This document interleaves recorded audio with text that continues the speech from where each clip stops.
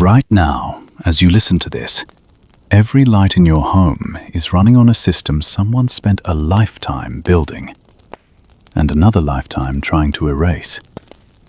Not erase in some distant, abstract way. Erase the way you remove a name from a door, the way you let a patent expire without acknowledgement, the way you allow a man to sit in a hotel room in his 80s, watching a city run on his own inventions, while the city goes about its evening without knowing who he is. The electricity in your walls tonight follows the exact principles Nikola Tesla designed. The current that powers your lamp, your phone, the quiet hum of the refrigerator down the hall, all of it moves the way Tesla said it would move, through the pathways he described, at the frequencies he calculated. None of that is in dispute. It has not been in dispute for over a century. And yet for most of the 20th century, his name was not in the history books where it belonged. Think about what that means. Not as an injustice to be outraged by, just as a fact to sit with for a moment. We are living inside something he built, and for a very long time, we did not know it. That is where this story ends. An old man at a window, the city below him lit by his own work, his name nowhere in sight. But to understand how it ends there, to understand the particular texture of that silence, we have to go back to the beginning. And the beginning is stranger and quieter and more extraordinary than almost anything the history books preserved. Who was Nikola Tesla, really? Not the figure on the t-shirts, not the romantic symbol of the overlooked genius that the internet discovered and fell in love with. Those versions contain truth, but they are outlines. They give you the shape without the weight of it. The real Tesla was a man of almost impossible contradictions. A visionary who could see entire functioning machines inside his mind with the clarity of something physical. A man so genuinely generous, but he once tore up a contract worth a fortune simply because he believed it was the right thing to do. And a man so certain that the truth would eventually be recognized that he never fully prepared for the possibility that recognition was not the point. By the time you drift off tonight, you will have followed him from a small village in Serbia to the laboratories of New York. You will have watched him win the most important technological battle of the 19th century and lose everything that should have come with that victory. You will have sat with him, in some sense, in that hotel room at the end, understanding, finally, what the city outside his window actually meant. This is not a story about a man who was cheated, exactly. It is a story about what happens when a mind moves faster than the world around it, and what the world does, quietly, when it decides it cannot keep up. His name was Nikola Tesla, and for a long time, the world chose to forget him. They chose. To understand what Tesla gave the world, you first have to understand the world before him. And that world was dark. Not as a mood or a metaphor. Physically, literally, dark. In the middle of the 19th century, when Tesla was born, night was still what it had always been for 10,000 years of human civilization. Something you moved through carefully, or surrendered to entirely. When the sun went down over a city like London or Vienna, the streets filled with gas lamp shadows and the smell of burning coal. Inside houses, candles threw warm circles of light on the walls and left everything beyond them to imagination. Factories ran on steam. The rhythms of work and rest were still governed, in large part, by whether you could see your hands in front of your face. This was the world that was about to change completely. The 1850s and 1860s were a period of extraordinary accumulation. The kind of decades that feel, from inside them, like ordinary time, but that history recognizes later as the compression before a release. Steam engines had already transformed how things were made and how people moved. The telegraph had done something even stranger.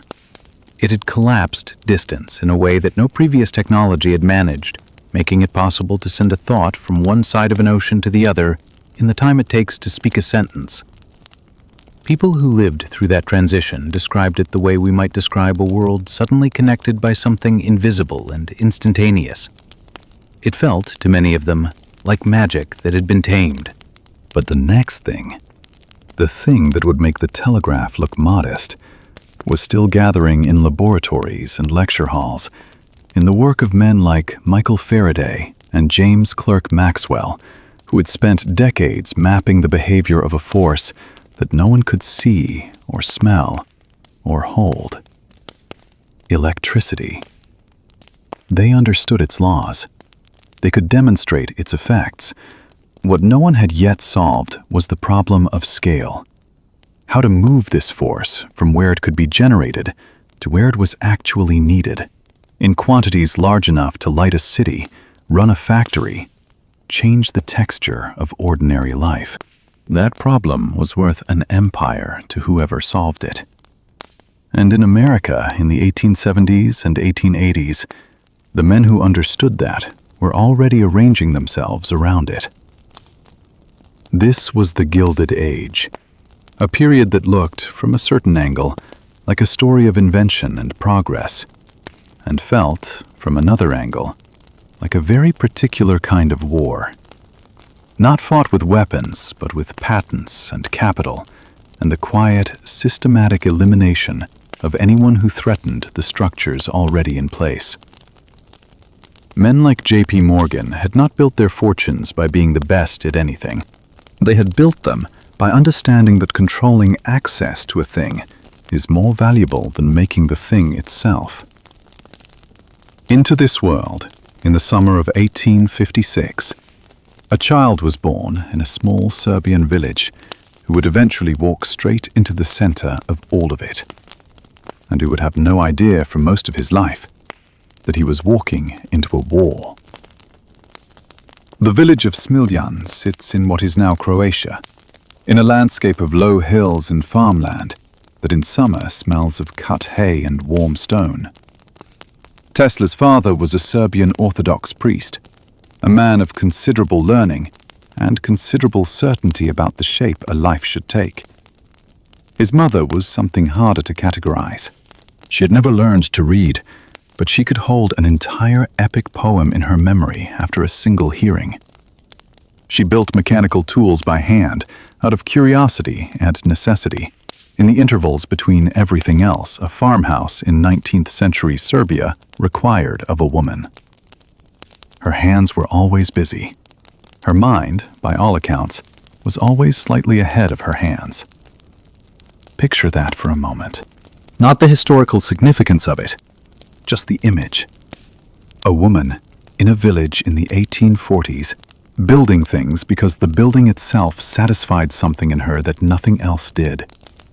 No laboratory, no training, just the problem and the solution, and the satisfaction of making them meet. Her son would inherit that quality and carry it to a scale she could not have imagined. The Europe Tesla was born into was also a continent in motion. Old empires straining at their edges, new nationalisms pressing outward, borders that had seemed permanent for centuries beginning to look like temporary arrangements. A young man of exceptional ability in the Austro-Hungarian borderlands in the 1870s grew up with a particular relationship to instability, to the gap between the world as it was officially described and the world as it actually felt beneath your feet. Tesla would carry that quality too, a lifelong sense that the official version of things was not quite trustworthy, that the real structure of reality was somewhere underneath the surface, waiting to be found. But in 1856, none of that had happened yet. In 1856, there was only a village, a priest's house, a mother who built things with her hands, and a sky over Serbia that crackled on summer nights with lightning.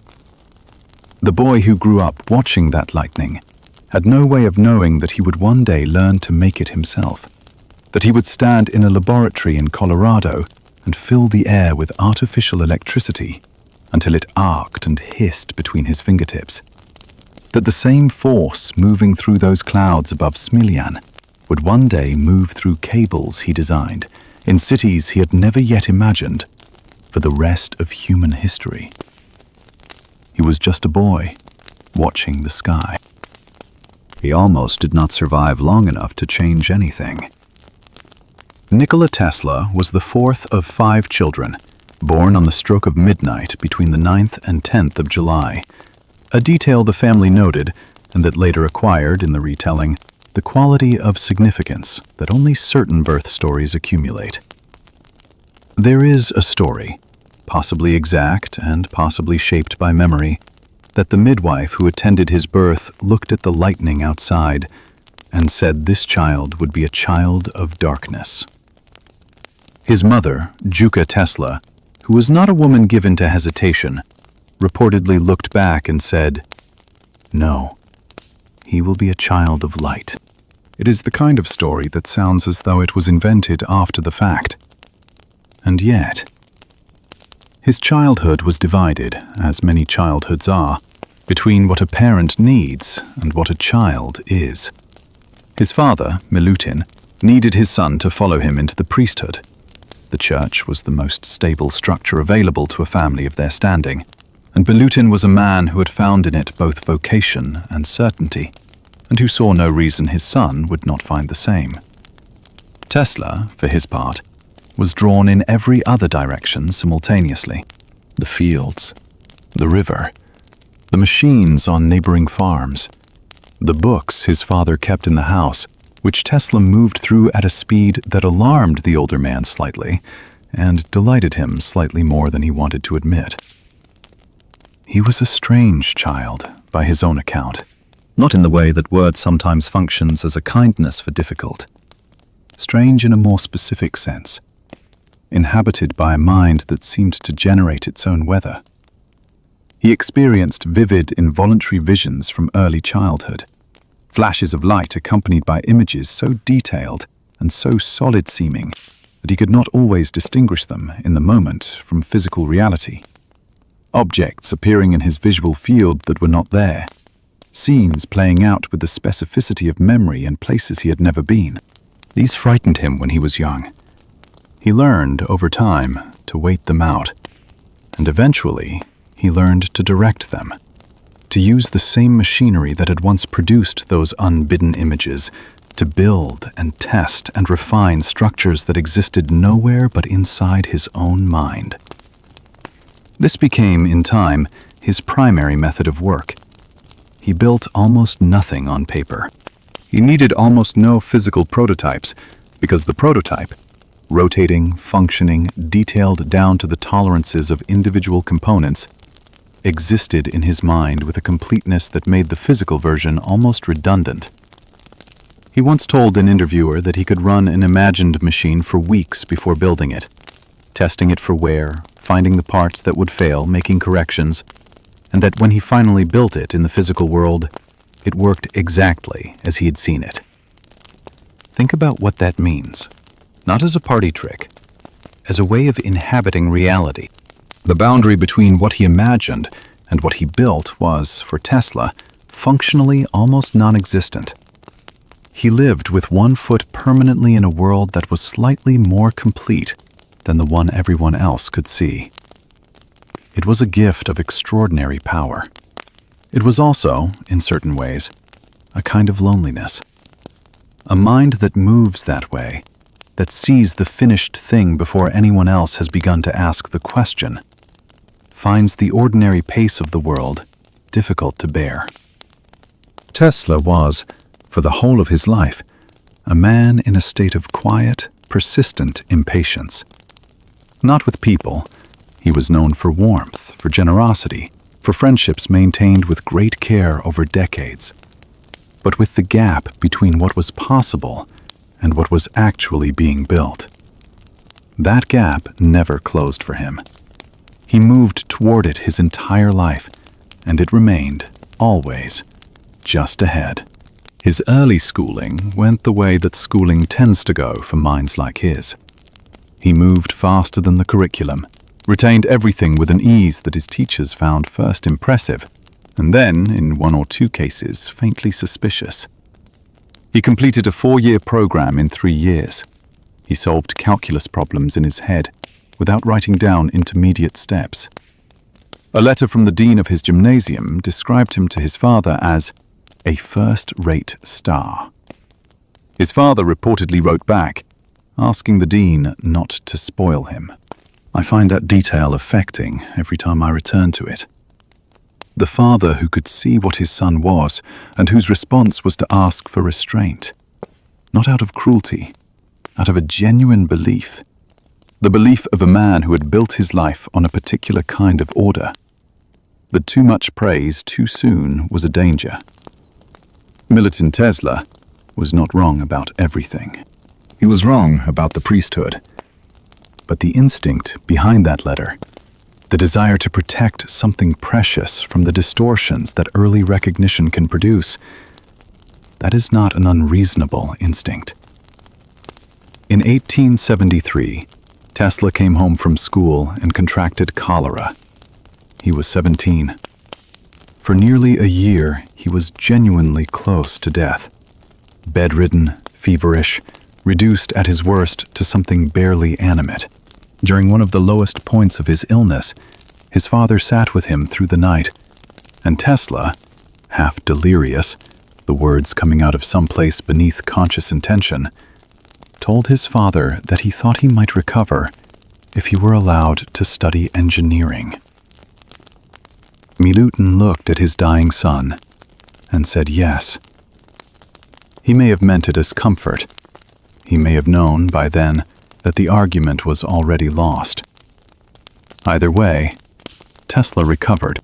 He recovered with the particular intensity of someone who has been given something to recover toward. He enrolled at the Austrian Polytechnic in Graz in 1875. His first year was almost violent in its focus. 17, 18 hours a day, meals skipped, sleep reduced to the minimum. A quality of immersion that alarmed his professors while also producing results they had rarely seen. The second year, something shifted. The intensity fractured. He stopped attending lectures. His grades collapsed. He was seen playing cards. He left Graz without a degree and spent the next several years moving through the world in a way that looked, from the outside, like drift. Prague, Maribor, Budapest, working where he could, thinking always, producing nothing he could show anyone. And then, in the spring of 1882, he was walking in a park in Budapest with a friend, reciting Goethe from memory in the late afternoon light, when it arrived. Not one of the childhood visions. Something larger. Something with the quality of inevitability.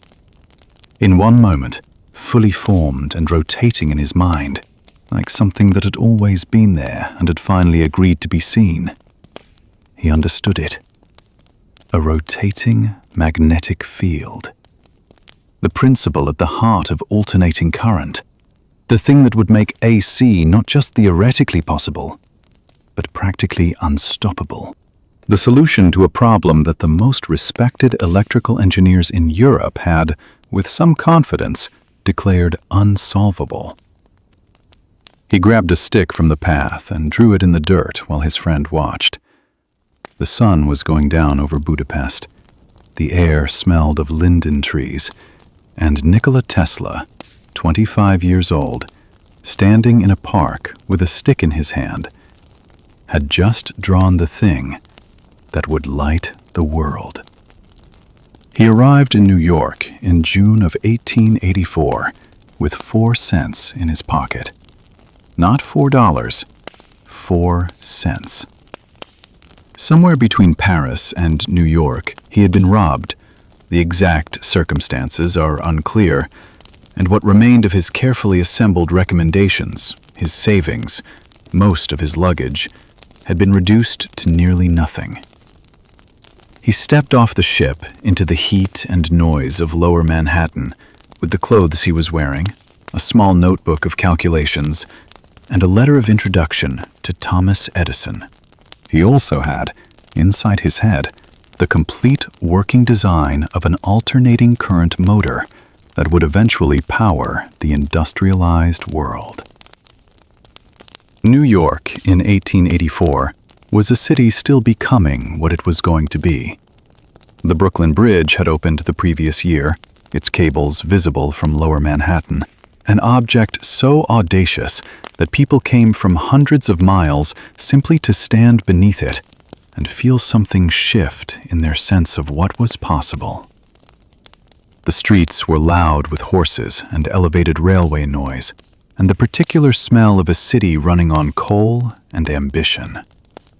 It was a place that had decided, collectively and without apparent doubt, that the future was being built here, now, by the people willing to build it.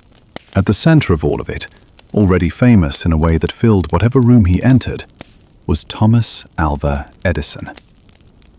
It matters to be careful about Edison here, because the story between these two men has been simplified over the years into a shape that is easier to hold, but less true than the original. Edison was not a villain. He was not a small man diminished by the presence of greatness. He was a brilliant, practical engineer. The phonograph, the incandescent bulb, the systematic laboratory process he developed at Menlo Park, these were real achievements, produced by a real and formidable intelligence. At 37, he was the most celebrated inventor in America. The newspapers called him the Wizard of Menlo Park, and meant it without irony. But Edison's genius was a specific kind. It was empirical, iterative, deeply suspicious of abstraction. He trusted the thing he could hold in his hands. He trusted the result he could measure. He did not trust equations. He did not trust the kind of mind that arrived at the answer before conducting a single experiment. He once described the relationship between genius and perspiration in a way that has since become famous. And what that formulation reveals, beneath its apparent modesty, is a genuine philosophical commitment. The belief that sustained physical work on a problem was more reliable than any amount of theoretical insight. This was, in almost every particular, the opposite of how Tesla's mind worked. When Tesla arrived with his letter of introduction, Edison recognized his ability immediately. Within minutes of conversation, it was clear that this was not an ordinary engineer. He hired him, put him to work on improving the company's direct current dynamos, and Tesla threw himself into it with a completeness that his colleagues found slightly unnerving. He worked through the night with apparent ease. He solved problems that had been sitting unresolved for months. He seemed, to those who watched him, almost to enjoy the difficulty. There is a story Tesla told for the rest of his life, with a bitterness that did not soften with time. In those early months, Edison told him that if he could redesign the company's dynamos, a significant engineering undertaking, there would be $50,000 in it for him. In 1884, $50,000 was the kind of sum that changed the trajectory of a life completely. Tesla worked. For months, he redesigned, tested, refined, and he delivered exactly what had been asked. He went to Edison and mentioned the money. Edison looked at him and said, "Tesla, you don't understand our American humor. There was no money.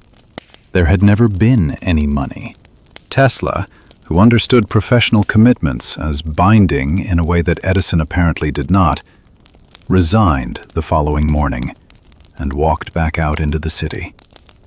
But the break between them was never really about the money. The money was the occasion. The real issue had been building beneath the surface since Tesla arrived. He had spent his months at the lab raising, quietly and persistently, the question of alternating current, suggesting that the future of electrical distribution was not DC, but AC. That the system Edison had staked his reputation on was, at its foundations, the wrong choice. Edison did not disagree because he had examined the evidence. He disagreed because he could not afford to examine it. He had investors, infrastructure, hundreds of patents, a commercial empire built entirely on direct current. If AC was superior, and some part of Edison knew it was, then everything he had built was headed toward obsolescence. This was not a scientific disagreement. It was the disagreement of a man protecting everything he had made. And Tesla, who had no instinct for that kind of calculation, who assumed that the better technology would simply be recognized as better and adopted accordingly, did not understand what he was walking into. He left Edison's employment in the spring of 1885. For the next year, he dug ditches. That is not a figure of speech. He worked as a day laborer on the Edison Electric Light Company's underground cable system. Edison's cables in Edison City for Edison's direct current network, while carrying in his mind the complete theoretical architecture of a system that would eventually replace all of it. He came home at night to a boarding house room and sat with his notebook and tried to find a way forward. The way forward came eventually in the form of a small group of investors willing to fund a laboratory. He built his AC motor quickly. The designs had been complete since Budapest, and constructing them was almost a formality. The patents came. The demonstration succeeded, and in 1887, a man named George Westinghouse came to look at what Tesla had built.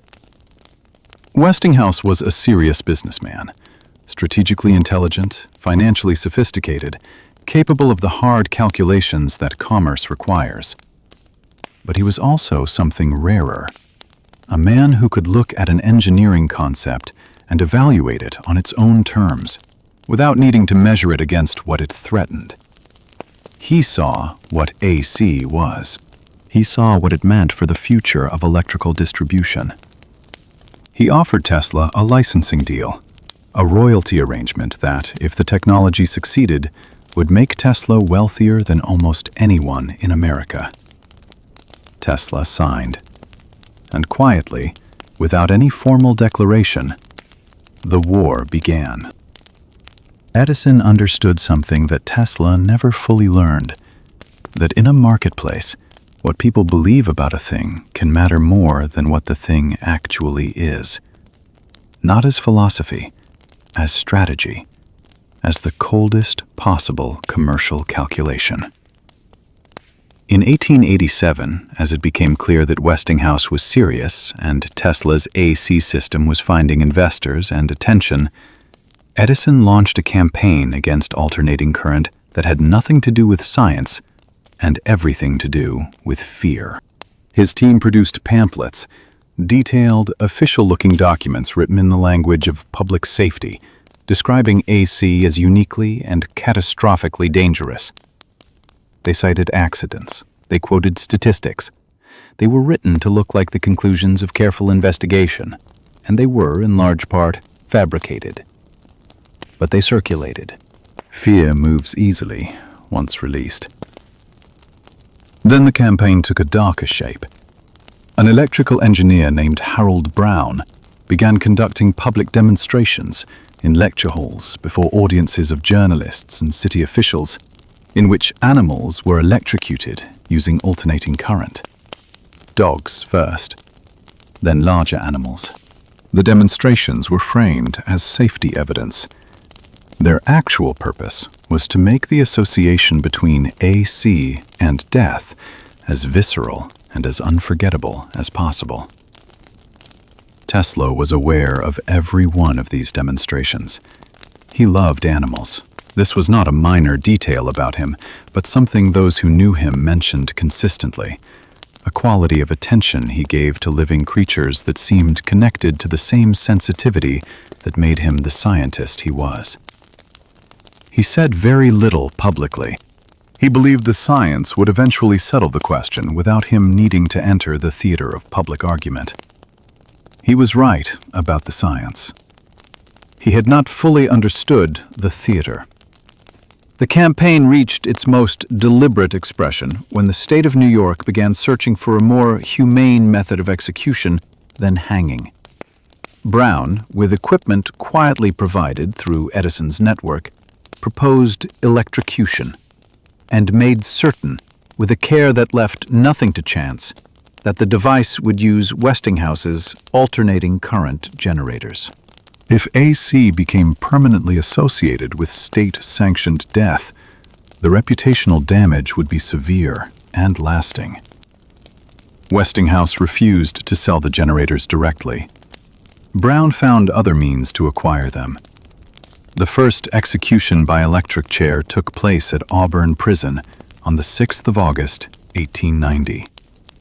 The condemned man was a murderer named William Kemmler. The execution was botched. The initial current was insufficient. Kemmler survived the first application, and the process had to be repeated. Witnesses described it in terms that were difficult to read. George Westinghouse, when the reports reached him, said they could have done better with an axe. Edison's people had hoped AC would henceforth carry that association permanently. They had even coined a verb, to be Westinghoused, which they hoped would enter the language as slang for execution by electricity. It did not catch on. What strikes me most, looking back at this entire episode, is not the ruthlessness of it. That, given the age, is almost predictable. What stays with me is the fear underneath it. Edison was not afraid of Tesla personally. He was afraid of having been wrong, of having built the wrong thing and staked everything on it. That specific fear, the fear of the irreversible mistake, the sunk cost that cannot be recovered, is one of the most recognizable and most destructive forces in human decision-making. And it does not belong only to the 19th century. It lives in institutions and governments and companies long after Edison. It is, perhaps, one of the most persistent features of the way power protects itself. The turning point came in Chicago in 1893 at the World's Columbian Exposition. The exposition was the largest World's Fair in American history. 27 million visitors over 6 months. A vast, temporary city built on the shore of Lake Michigan to celebrate American possibility. The contract to light it was the most significant prize in the electrical industry. Edison's company bid. Westinghouse, with Tesla's AC system, bid against them. Westinghouse won. The cost advantage was decisive. But so was something else. The men making the decision had read the technical specifications, and the numbers said what the numbers said. On the opening night, 200,000 light bulbs powered by Tesla's alternating current came on simultaneously across the fairgrounds. The light fell on the white buildings and the water and the faces of the crowd. People who were there wrote about it afterward with the particular language people use for things that feel like they belong to the future. The quiet disbelief, the sense of standing at a threshold. Within a decade, AC systems were going up across America, across Europe, around the world. Edison's infrastructure was converted or abandoned. The war of currents was over. Tesla had won. And almost immediately, quietly, in rooms he was not invited to, the question of what he would receive for that victory began to be resolved without him. Westinghouse came to Tesla and explained that the company was under financial strain. The cost of the patent wars, the cost of the campaign against Edison, had been greater than anticipated. The royalty arrangement, if it remained in place, might force the company into insolvency. He asked Tesla to release him from the contract. Tesla looked at the man who had believed in him when almost no one else had, who had taken the financial risk that made everything possible, and tore up the contract. He received a flat payment, a sum that was, by any fair accounting, a fraction of what those patents were worth. A sum that would shrink, in retrospect, with every passing decade, as AC became the foundation of everything. He tore it up because he believed it was right, and because somewhere beneath the decision was a certainty that had never failed him before. The certainty that the bigger things were still ahead, that what had been built so far was only the beginning. He was right about that. He simply had not understood, yet, what the bigger things would cost. There is a particular quality to the light in Colorado at high altitude. Thin and very clear, arriving from a sky that seems closer than it should. In the summer of 1899, Nikola Tesla had a laboratory in Colorado Springs, in the dry air at the edge of the Rocky Mountains, and the work he was doing there had moved so far beyond what anyone else in the world was attempting that there was, quite literally, no one to discuss it with. He had moved past AC. He had moved, in the way his mind always moved, completely, with no backward glance, into territory that his contemporaries could not quite locate on the map between vision and impossibility. He was generating artificial lightning bolts over 100 feet long. He was measuring electrical resonance in the earth itself. He was transmitting electrical energy without wires, not signals, not communication, but power, through the air and through the ground, to receivers placed at distances that no one had previously attempted. The principle was real. The results were measurable. Tesla was not theorizing, and the implication of what he was building was something so structurally disruptive to every existing arrangement of power and money that it is, in retrospect, almost surprising it took as long as it did for someone to decide it needed to stop. The implication was simple. If you could transmit power wirelessly, at scale, across any distance, then power could be free. Not cheaper. Free. Available to anyone with a receiver. No cables to install. No meters to read. No bills to pay. No infrastructure to own.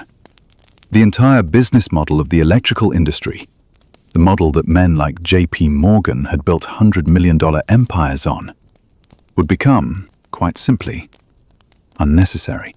Morgan was the most powerful financial figure in America at the turn of the century. He had reorganized the railroads. He had created U.S. Steel. He had personally stabilized the American financial system during the Panic of 1907 simply by deciding to do so. He was not a man who invested casually, and he was not a man who invested in things that threatened his other investments. In 1900, Tesla went to him with the Wardenclyffe proposal. He was not entirely honest about what he was building. This is the part of the story that resists the simple version, and I think it is worth sitting with rather than moving past. Tesla presented Wardenclyffe primarily as a wireless communications tower, a system for transatlantic telegraph and telephone transmission. This was true as far as it went, but it was not the point. The point was the wireless power, the free energy, the thing that would change the architecture of civilization. He did not tell Morgan that part. Whether this was strategic, build trust with the communications application first, reveal the larger vision later, or whether it was something closer to self-deception, historians have never fully settled. My own sense of it, having spent time with the letters and the timeline, is that Tesla genuinely could not imagine that the full vision would frighten a man of Morgan's intelligence away. He had spent his entire life inside the conviction that the better thing, once demonstrated, would be chosen. That clarity was sufficient argument. He walked into Morgan's office carrying a revolution and described it as an upgrade. Not because he was hiding the revolution, but because he could not quite conceive of anyone, given the full picture, choosing not to build it. That failure of imagination, and I say failure with no contempt because it is also, in a sense, the source of everything extraordinary about him, cost him everything. Morgan gave him $150,000. Construction began in Shoreham, Long Island, in 1901. The tower rose through that summer and into the following year, a wooden structure topped with a 55-ton steel sphere designed to interact with the electrical frequency of the Earth itself. The site smelled of fresh lumber and turned earth. Tesla was there most days, and workers who were present during the construction described something they had not seen in him before. A quality of lightness, of arriving somewhere he had been traveling toward for a long time. Then Marconi transmitted the letter S across the Atlantic in December 1901. Wireless telegraphy, the communications application Tesla had used to sell the project, was suddenly a solved problem, commercially proven, owned by someone else. In Morgan's offices, someone did the arithmetic, and the answer to the arithmetic was a question. If Marconi has done the communications piece, what exactly is Tesla building? Morgan wrote and asked directly. Tesla, backed into a corner, told him everything. The wireless power, the world system, the towers that would make electricity available to anyone anywhere on Earth, freely, without infrastructure. He sent the letter and waited. The answer, when it came, was not refusal. It was something quieter and more final than refusal. Morgan stopped responding. The letters went unanswered. The money stopped arriving. The construction slowed, then stopped entirely. Tesla wrote again. He revised. He reframed. He scaled the vision down, offered modified applications, presented Wardenclyffe as a commercial venture with measurable returns. The letters from this period have a quality that is difficult to read without feeling the weight of them. Technically precise, but carrying, just beneath the surface, something that resembles a man talking to a door he knows is closed. One line from a letter of this period stays with me. Tesla wrote to Morgan, "I am in too much of a position to beg, and too poor to be proud." The construction crew went home when the paychecks stopped clearing. Tesla paid some of them out of his own pocket, from money he did not have. He spent the next 3 years searching for another investor, approaching industrialists, writing to foreign governments, drafting proposals that became, as the months passed, slightly less precise around the edges. The British Admiralty expressed interest and then went quiet. A Russian contact replied twice and then stopped. No one came. By 1905, the tower stood complete on Long Island, structurally finished, electrically silent, visible for miles from the surrounding roads. Tesla had mortgaged everything to keep it standing. He had borrowed against future patents. He was, in the language of finance, insolvent. He had a breakdown that year. Those who knew him spoke of it carefully, in the way the period dealt with such things. Exhaustion, overwork, the natural consequence of sustained effort. But the letters tell a different story. They become shorter. The handwriting, normally very controlled, moves unevenly in places. There are gaps of days, then weeks, where nothing was written at all. He recovered. He always recovered. But those who saw him afterward described a man who carried something new at his center. Not bitterness, not despair exactly, but a stillness. The stillness of someone who has finally measured the full distance between what he believed was possible and what the world was willing to build, and decided to continue anyway.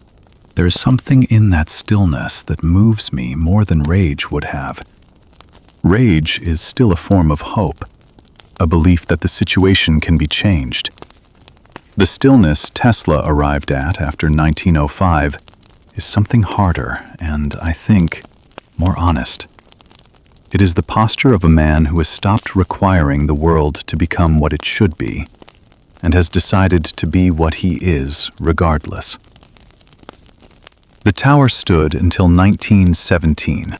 Then the United States government, concerned about unmonitored transmission equipment on the coast during wartime, ordered it demolished. They used dynamite.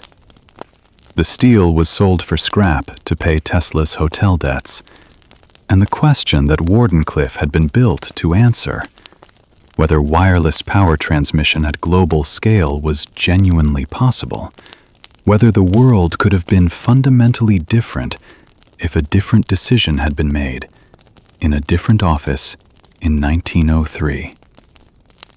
That question was never answered. It remains open. The forgetting did not happen all at once. That is worth understanding, because it changes the nature of what happened.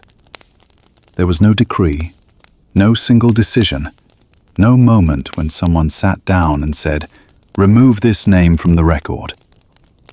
It happened the way most erasures happen, gradually, through accumulation, through the quiet preference of institutions for simplicity over accuracy.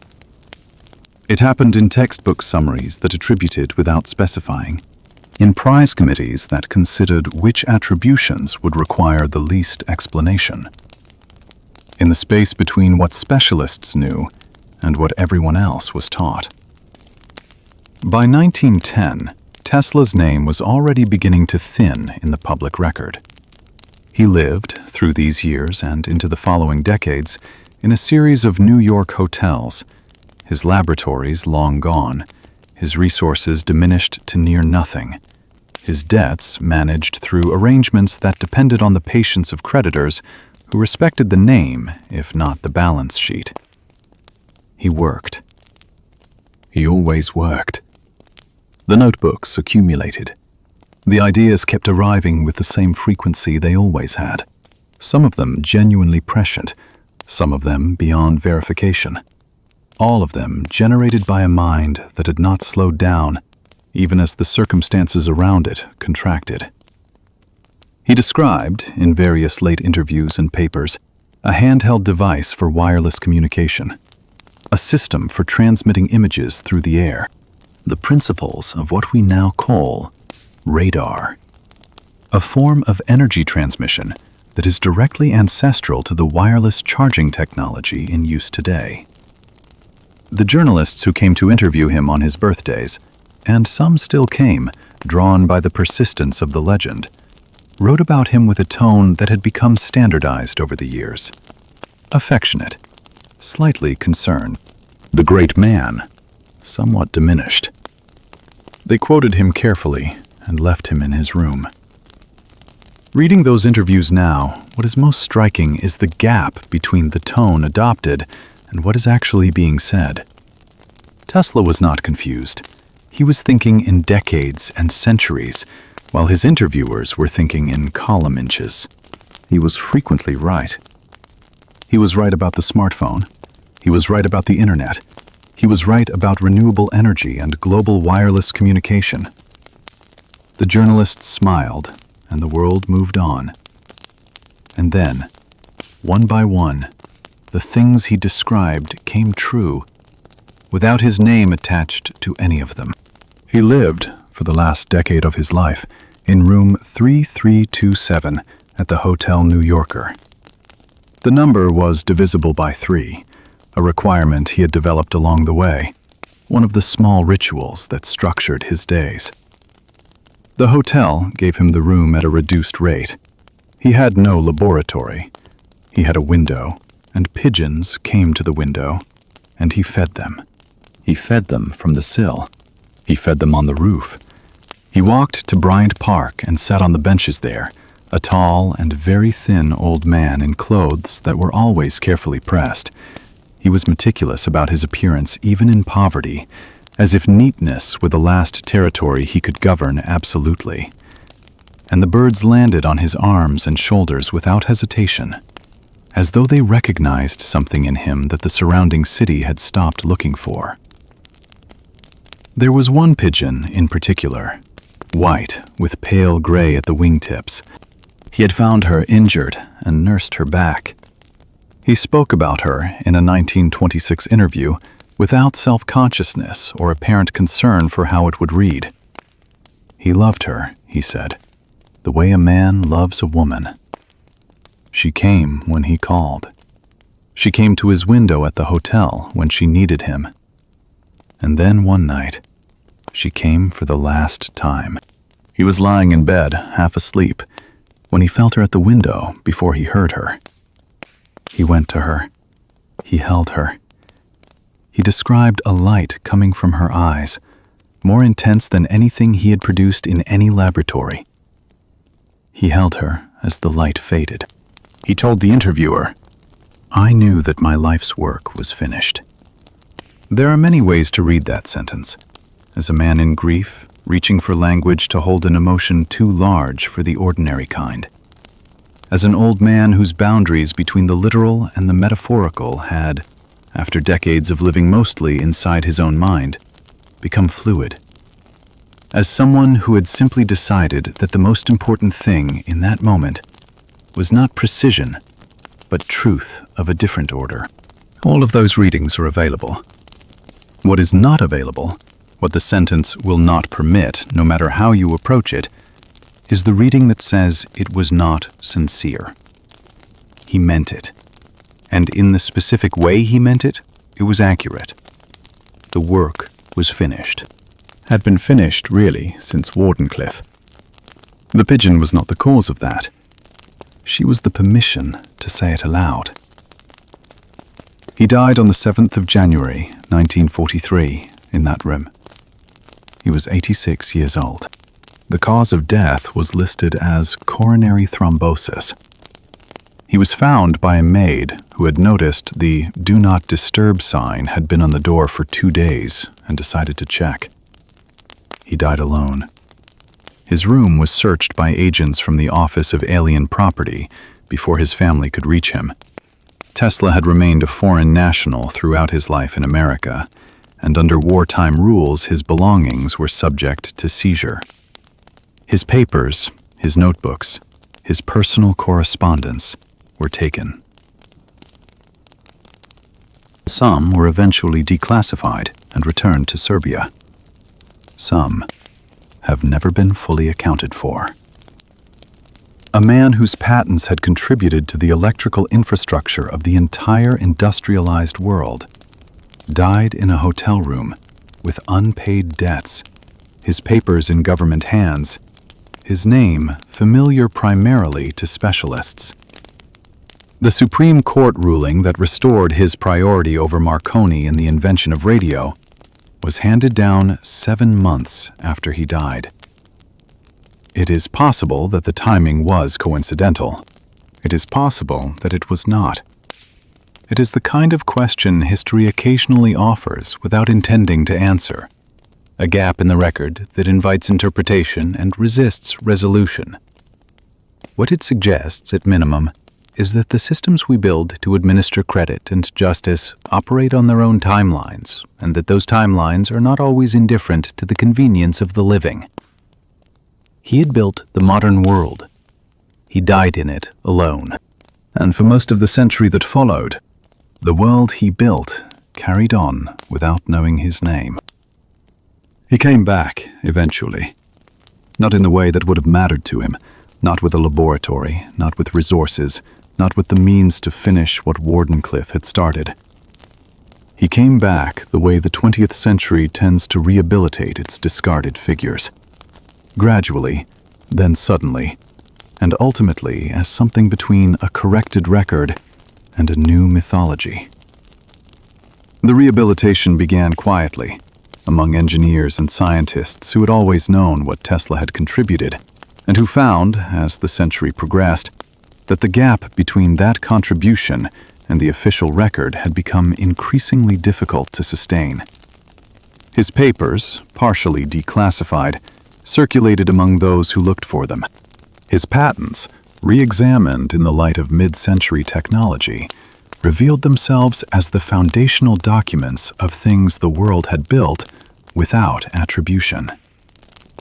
The more carefully anyone looked, the more Tesla they found. In radio, in radar, in remote control, in the fluorescent lights above their heads, in the rotating fields inside every electric motor on Earth. By the 1990s, the revival had gathered momentum. By the early years of this century, it had become a cultural phenomenon. The particular enthusiasm of the Internet for a figure who seemed to embody something true about the relationship between genuine innovation and institutional power. Tesla t-shirts, Tesla memes. A certain kind of ambitious, outsider-identifying person claiming him as patron saint. And here is where it becomes complicated. Because the popular Tesla, the one circulating in that cultural revival, has his own simplifications, his own convenient omissions. In that version, the story is clean, a pure genius, corrupted men, a predictable ending. The truth is less clean and more interesting, and harder to hold. The real Tesla was not without fault. He gave away his AC royalties not out of saintliness, but because he was constitutionally unable to hold the tension between loyalty and self-preservation. Unable to say, as anyone advising him would have said, that there is a middle ground here that serves everyone. He chose the clean gesture over the sustainable arrangement, and he paid for it for the remainder of his life. He was not straightforward with Morgan about what he was building. Whatever his reasons, and I think they were more self-deceptive than strategic, more the product of a man who genuinely could not conceive that the full vision would be unwelcome than a man deliberately concealing. The result was that the person funding him discovered midway through construction that the project was something categorically different from what had been described. Morgan's response was cold and, in its financial consequences, devastating. It was also, from his perspective, not irrational. And Edison was not simply a villain. He was a man defending something he had built through genuine effort and real talent, using the methods his context made available. The animal demonstrations were monstrous. The misinformation campaign was indefensible. But Edison did not invent the Gilded Age. He was formed by it, as Tesla was destroyed by it. And the distance between those two outcomes was substantially a matter of temperament and the particular configuration of gifts each man carried into a world that rewarded some kinds of intelligence and punished others. What do we do with a story that will not resolve into a lesson? Perhaps we accept that it is not that kind of story. Perhaps the value of Tesla's life is not that it teaches us what to do, or who the villains were, or how to avoid the same fate. Perhaps its value is that it asks a question we have not finished answering. Wardenclyffe was not funded because it threatened to make power free, and the question that follows from that, whether it should have been, is genuinely open. Free wireless power available to anyone, anywhere on Earth. Think about what that means, specifically. Power in the places that still wait for the grid to reach them. Power that does not require infrastructure owned by someone who can decide who gets access and who does not. Power that removes, entirely, one of the primary mechanisms by which poverty is maintained. And then ask what it does to the structures organized around scarcity, to the geopolitics of energy, to the economic architecture of a civilization built, in large part, on the premise that access to power is something you pay for, to someone, indefinitely. Is that a better world? I think the honest answer is, I don't know. And I am suspicious of anyone who answers that question quickly, in either direction. The removal of one form of structural inequality tends to create conditions for new conflicts, new arrangements of power, new ways in which those with the most to lose find means to protect what they have. The world that Wardenclyffe might have made is not necessarily the world Tesla imagined when he drew those diagrams in the dirt in Budapest. It might have been better. It might have been different in ways that are very difficult to predict from here. Tesla believed it would be better. He believed it without reservation. He could see it in his mind the way he could see all the machines he built, complete, functioning, every component in its place. What he could not see, the one thing his extraordinary spatial imagination had no method for, was the gap between the world as it could be and the world as it is. The gap that is not a technical problem, that cannot be solved with a better design or a more elegant equation. The gap between what is possible and what is chosen, and the fact that choosing, when it involves the redistribution of power at civilizational scale, is never done by the person with the best idea. That gap is not closed by genius. He did not close it. He died in room 3327 of the Hotel New Yorker on a January night, alone, in the dark, in a city running on his power. And somewhere in that city, in a room lit by electricity he designed, someone turned off the lamp and went to sleep. We know his name now. We say it with something between admiration and regret, and that combination is probably the most honest response available to us. The regret is real, for what was taken, for the years in the hotel room, for the question that was never allowed to be answered. The admiration is real too, not just for the work, but for the quality of how he held himself through all of it. The stillness, the continued thinking, the pigeons in Bryant Park. He kept working until he couldn't. He kept believing that the truth of things would eventually matter more than the economics of things. He was wrong about the timeline. He may not have been wrong about the direction. The light in your room tonight is his. It was always his. And in the end, no amount of silence could change that.